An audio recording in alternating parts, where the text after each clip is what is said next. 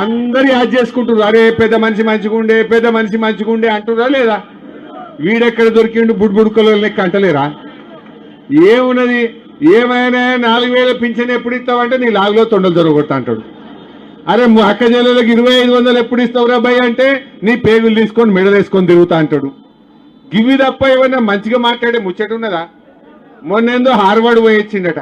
వీణ Harvard పోయినా అంతరిక్షం పోయినా కుక్క తోక వంకరది. అది బూతులు తప్ప ఇంకేమన్నా వస్తాయా? కేసీఆర్ జాతిపిత ఎట్లయితాడు అంటాడు. కేసీఆర్ లేకపోతే తెలంగాణ వచ్చునా? అసలు ఈ తెలంగాణ ఈ స్వరాష్ట్రం ఎట్లొచ్చింది? కేసీఆర్ త్యాగాలతోని ఆయన ఆమరణ నిరాహార దీక్ష పడితే మీరందరూ కూడా దీక్ష పట్టింది కదా. తెలంగాణ కోసం మీరందరూ బయలుదేరలే రోడ్ల మీదకి.